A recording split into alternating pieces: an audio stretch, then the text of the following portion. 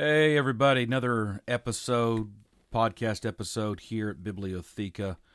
Again, don't forget you can find me on Instagram, Bibliotheca with a K, followed by an underscore. Had to use a different spelling due to the availability of the name. What are we going to talk about today? Well, we're going to talk about things that I think are often avoided. We're going to talk about a conversation about things that needs to be moved into the center of our vision. And there are some things that we do need to address, and I'm tired of sweeping it under the rug. And for those of you that heard on my personal Instagram page, did a fairly lengthy 30-minute live discussion where we talked about academic Trojan horses. I will be trying to move that to a podcast episode. It's been overwhelming, the amount of positive response from people I've never met, people I do not know, to people I do know, and to people that are in highly prestigious places as preachers and ministers and even academics. But I will say it is quite interesting that silent on the discussion and zero feedback is from a lot of individuals that are in the therapeutic intervention arena. Anyways, I think that says something, but I'm not looking to start a fight. I'm looking to start conversations because we need to uphold our identity. So what are we going to talk about today? We're going to talk about some things that are, I think, very center point to the day we live in. And I think that if we continue to ignore these things and kind of sweep them under the rug, we run the risk of allowing things to be embedded through ignorance because we're not talking about things. So let me get started, and what I'm going to actually be reading through is a segment of a book that I am in the process, among many other books, and that is the difficulty. I have a tendency to spread myself too broadly, and the broadness of my application causes things to suffer delay. And I know I need to do better and focus on one thing, but my brain is like a gerbil in a cage. It never stops turning. And it's a prism. It doesn't just get fixated on one thing, but it is interested in all things. So that being said, here we go. On August 17, 2011, in Baltimore, Maryland, another symposium was held by the 501c3 organization known as B4U Act, and that is the letter B, the number 4, the letter U-Act, B4U Act.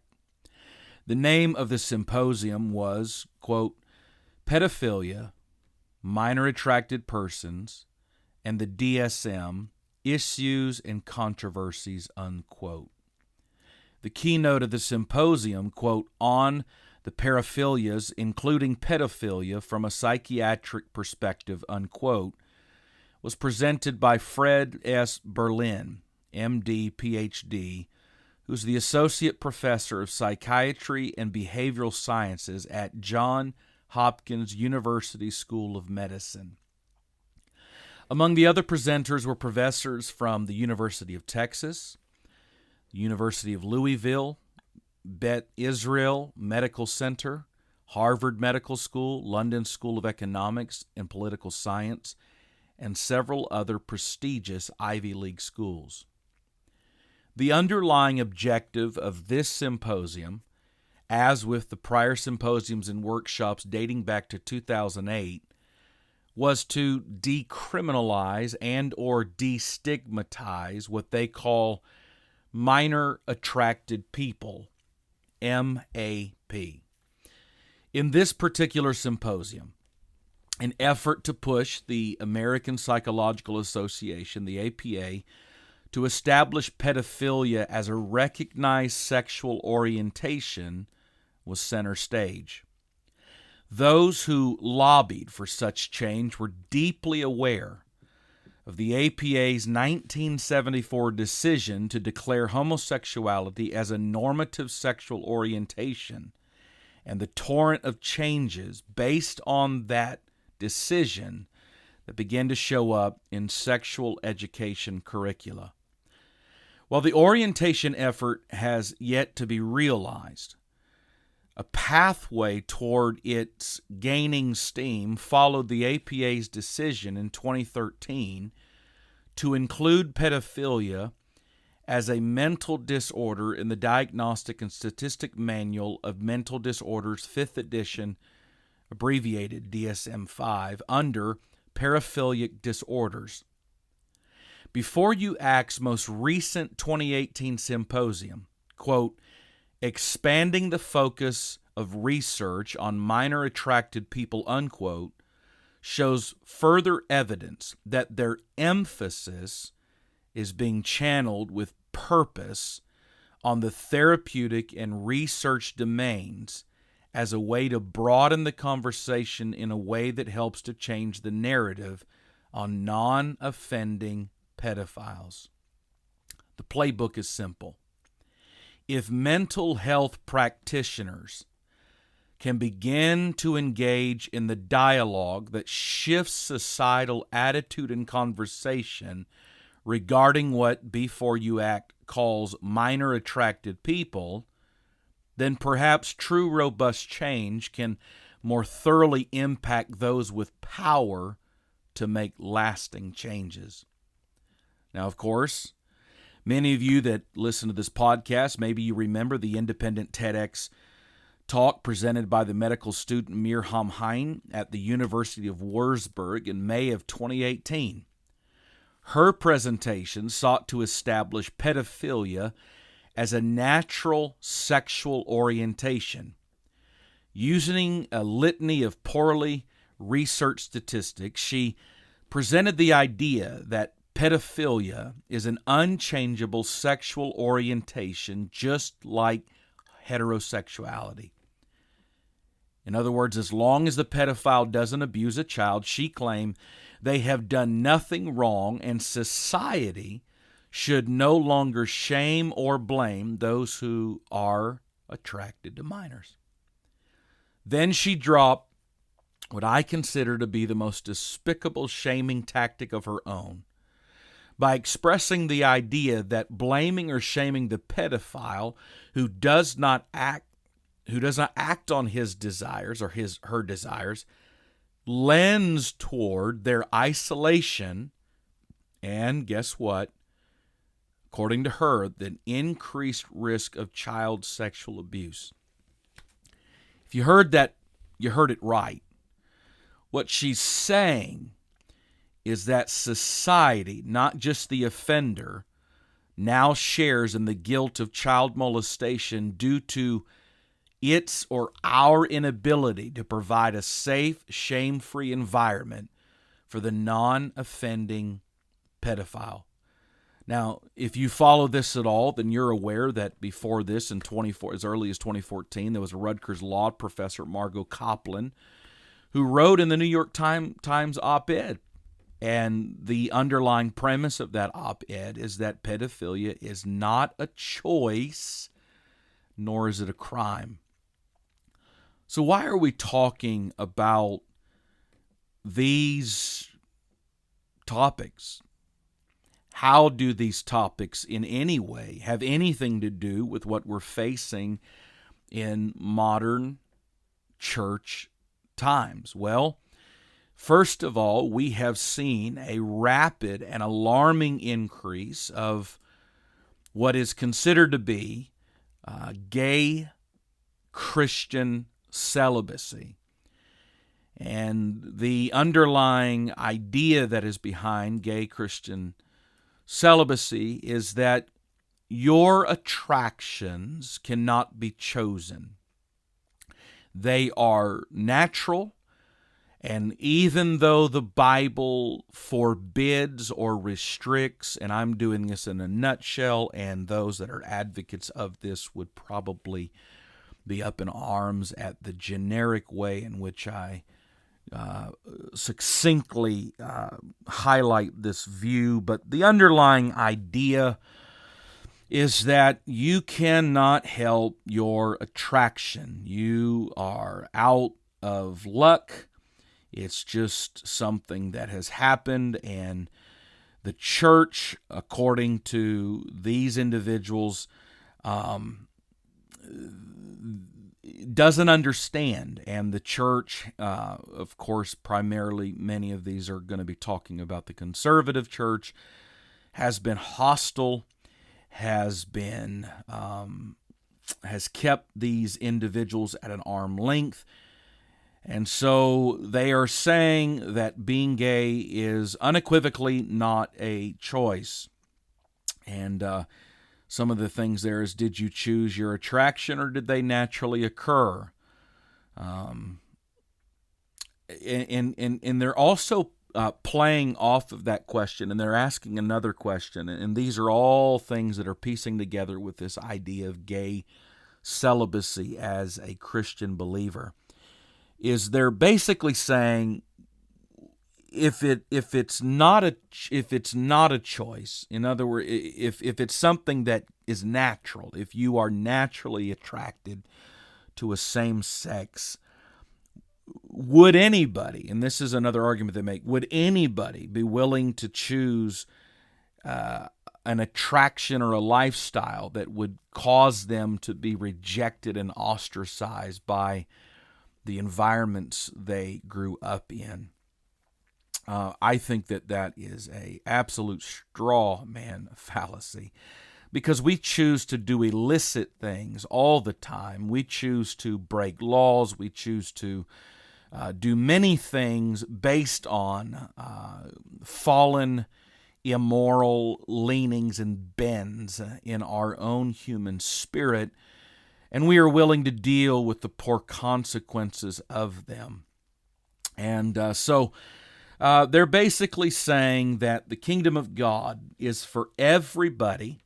And of course, this now encompasses, if you are a follower of Mark Yarhouse, whose books are getting further from even being something that can be called center-left. They are now moving far left, which embraces transgender Christianity, which embraces gay Christianity, and of course there's this emphasis and highlight on this idea of being celibate. Well, I just read everything that I read to you, and this will make people go up in arms.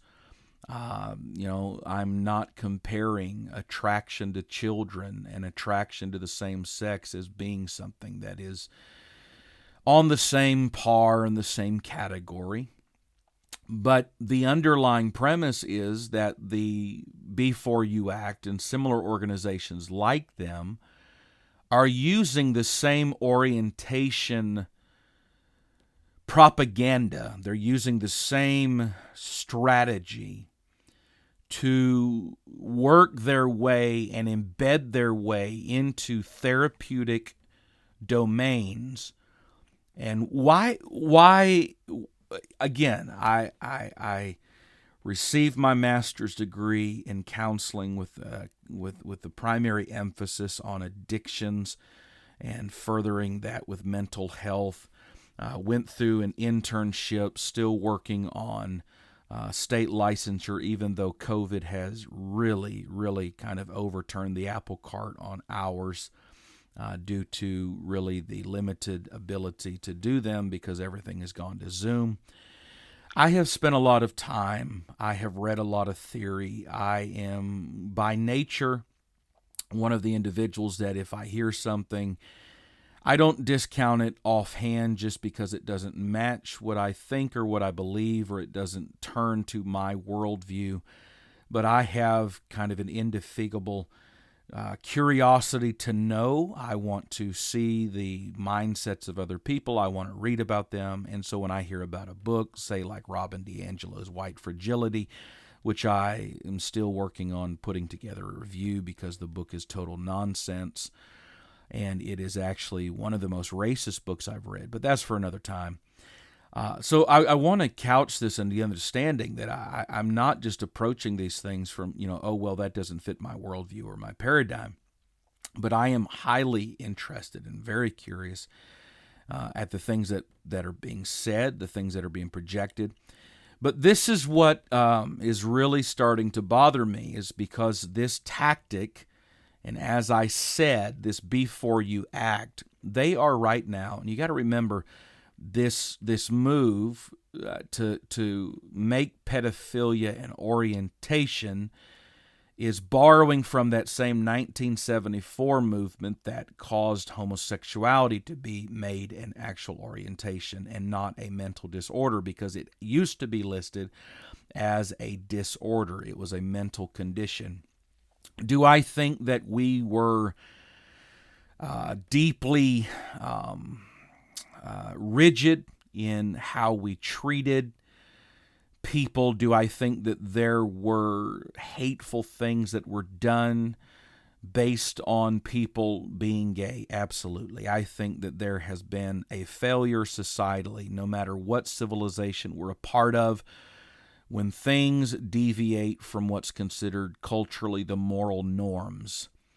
And of course, I have a very strong biblical worldview, and the world around me has deviated from just about every single cultural norm or moral norm that my Bible puts in my life. But that being said, this is what is so dangerous to me, and this is why I am speaking a little bit more avidly in regards to therapeutic intervention and therapeutic domains and the academic Trojan horses and academia as a whole, because the new effort for those that are trying to get pedophilia as an orientation, and they would, of course, object and say that we need to call them minor attracted persons, is that the very same argument that homosexuality engaged in, which is it's not a choice. Everything that I could literally go through, individuals that have recently shifted and left the church, that are espousing these things, academics that are furthering their degrees in the therapeutic industries. I could go through their material and I could quite literally, point by point, show where the same argument they're making for the acceptance of homosexuality, the LGBTQ community. Now, mind you, they're not just advocating for just being gay or lesbian, but they are advocating for bisexuals. In other words, both, which, again, I can't even get into the nuances of this, but let's say you were some kind of gay Christian purist that is celibate, but then you are promoting and supporting those that claim to be bisexual, which means they're attracted to two. They're attracted to both, and of course people got problem with the idea of bi because it doesn't fit within the non-binary category of sexual or gender or anyways, we can get bogged down. But what I'm trying to say is that the very same premises that were argued and that worked in 1974 is the therapeutic industries, psychiatry, counseling, was used as a means to gain this orientation argument credence. There is something about in the day that we live in, there's something that we have come to almost create a reverence for individuals that have entered into therapeutic industry. There is almost this, when we talk about a psychiatrist or we have really, in this day and age, of course, we have elevated this helping domain to such a degree that a broad swath of society, that when they hear this is so-and-so, they are a psychiatrist, they are practicing, they are this, they're clinical this, they're clinical that. We hear that, and there's almost this broad scale well, I trust them. Why would they lead me astray? Not understanding that every single standard of care, every single clinician, every single person that engages in the helping domains approaches it from a worldview, and there is no way. And then when you add affirmative care in there today, which is, I didn't have time to get in, and we'll get into that in the future one. There is a lot of stuff that is now suspect, and humanism and the humanistic ideal is taking center stage, and so this is why I'm talking more about this, because it is through the therapeutic domains that this argument's trying to be energized. And you have men like Mark Yarhouse, who is considered to be among apostolic counseling psychiatrists, go down the list. I've had discussions where he is referenced and talked about with almost such a high sacred regard. And Mark Yarhouse continues to lead us further and further and further and further down this idea and avenue of absorbing and in bringing into the sacredness of the church and the purity of the church all these alternative orientations. Well, you could have said, 40 years ago we never would be where we are, where we see marriage being redefined and the things that we've seen redefined. And so people that look at me and laugh at me, that say, oh, no, pedophilia will never be an orientation. Just look around you, folks. Netflix was willing to lose millions of dollars after the outrage of cuties was plastered all over even liberal agencies. And they were willing to lose money, lose subscriptions. And I guess I don't understand completely the rationale behind it, but they really dug themselves in. And it doesn't take far to see just how far-reaching child sexual exploitation is, trafficking. Look at Pornhub. Recently reading in Diggity Marketing, Pornhub, in a survey that was done, was behind Facebook and Google, was the third most socially impacting corporation in America, if not the world. Pornhub, folks. And Pornhub has been known to highlight, it's basically like YouTube where users can upload content. And there have been multiple videos, many videos on there that where children are actually exploited. There's rape videos. There's all kinds of things. There's an incredible article, and I'll dig that article out, that is written on this. But we fool ourselves to not have these conversations. And I'm going to be honest with you. There were things that we have heard said as far as 6 or 7 years ago by some leading academic figures among us that was glossed over, and we just kind of said, it's just kind of that fringe-like edge to their practice or this or that. And those that really felt in their spirit to raise the alarm were essentially asked to be quiet, or we were marginalized, or we were blatantly ignored. If we have learned anything from 2020, it's this. The day where the world is decided by closed-door, monolithic meetings is coming to an end. Men and women, especially in the church, that are learning that it's okay to speak for truth and it's okay to speak against the toxic tidal wave of academic regurgitation.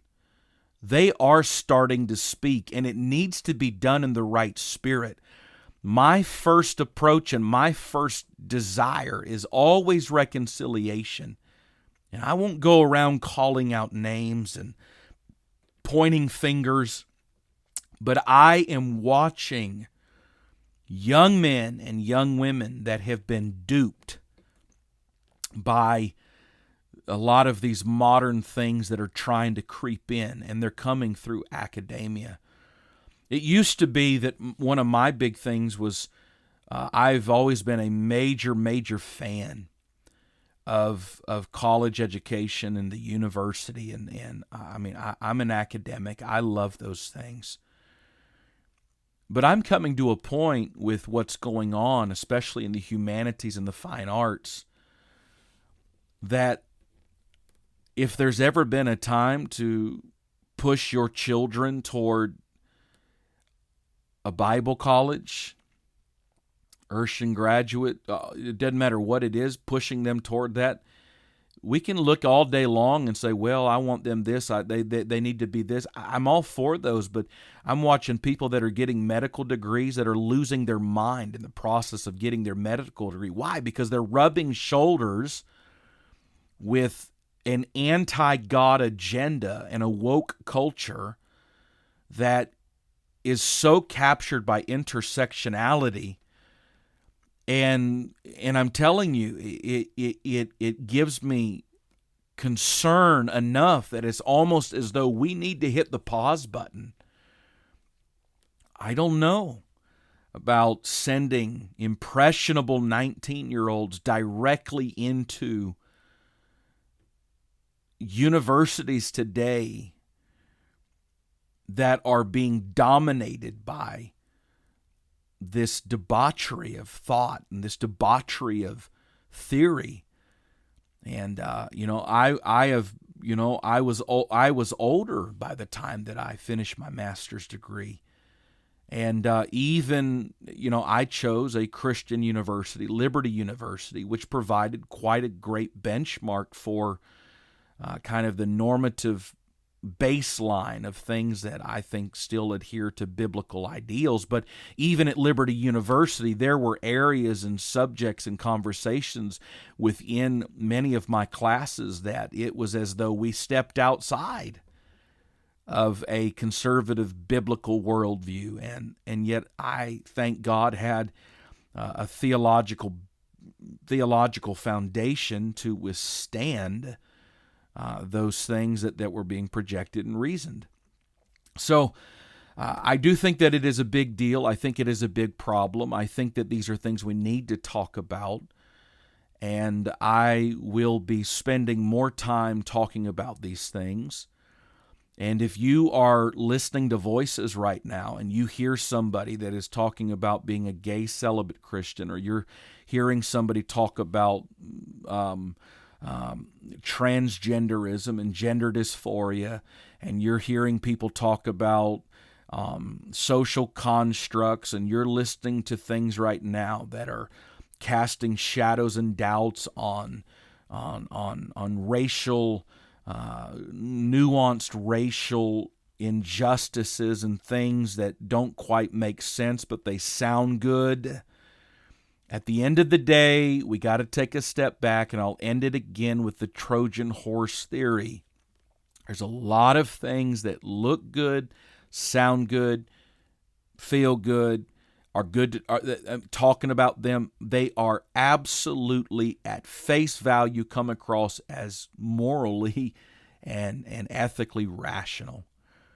But is there something hiding in the horse? And are we going to open up gates that we have not surrendered to the world and we have maintained our power and our anointing and our holiness because of them. Are we going to open up gates that have never been opened up before and let in these Trojan horses that are filled with vicious, creeping, lurking, dark, ugly, nasty, despicable things that are going to change and alter things that we never thought could make it into the church?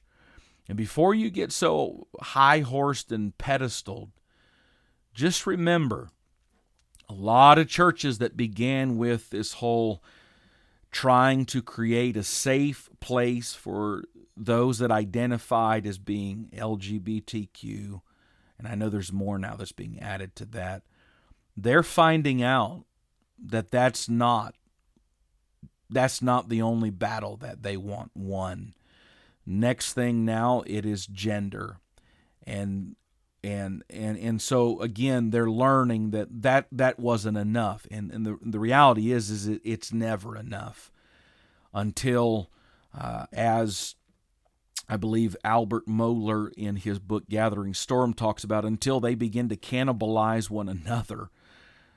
Because the feminist now is faced with a transgender woman who wants to compete in women's sports but is biologically born a man, and of course dominates the woman-only sport. And so the feminist now is being marginalized, and they are now, again, it all comes down to, as Albert Mohler said, cannibalization. The church needs to be educated. Young people need to be educated. Our youth groups, our conversations need to be addressing this. We need to stop being so experience-driven. Boy, that's a whole nother conversation. We need to stop being so experience-driven.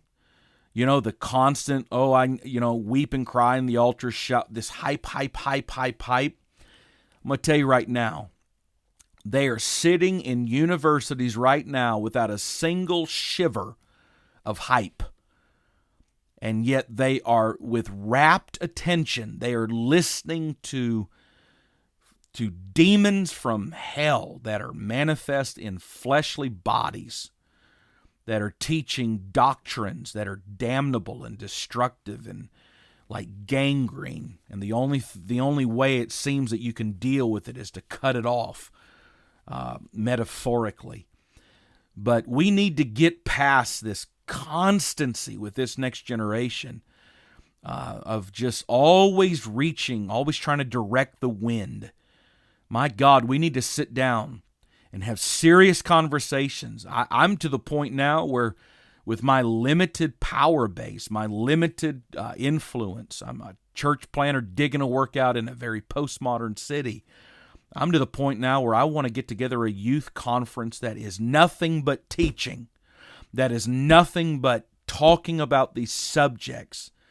I'm tired of us acting like young people don't have a brain in their head, and I'm tired of us acting like we have to be so superficial and have games and fun. No, our youth are brilliant. They're listening. They're paying attention. There are more young people today reading Jordan Peterson while we're still bringing our coloring books to youth services. Anyway, I'm going to quit there. I'm getting fired up. Okay, thank you for listening in. I'm going to be putting more of these up. Please let me know what you think. Reach out to me on Instagram. Like the podcast. Give it 5-star. Give it 1 star if you can't stand a word that I said. Give it a 1 star, but at least leave a review. Don't just put 1 star and not tell people why it's 1 star. That's cowardice. But put 5-star. Look, I know it's another podcast and all the podcasts, but I don't know. It's just I've had so many people lean on me via questions on social media and just things that I post. Now, some people get bothered by what I post. Some people think, they mock even the things I say, as though I'm presenting myself to be some kind of social media savant or guru or whatever. I'm not doing that. I got a few skins on the wall. I feel like I got a few things that can be helpful. I feel like I've got a couple kernels in the crib, and I want to help. I want to be a voice of reason, a voice that's anointed, a voice that still believes in the old ways and hasn't given up on them, but is understanding that there is a way to wade through this current cultural crisis and the church come out on top without a ton of collateral damage. Okay, share this with somebody.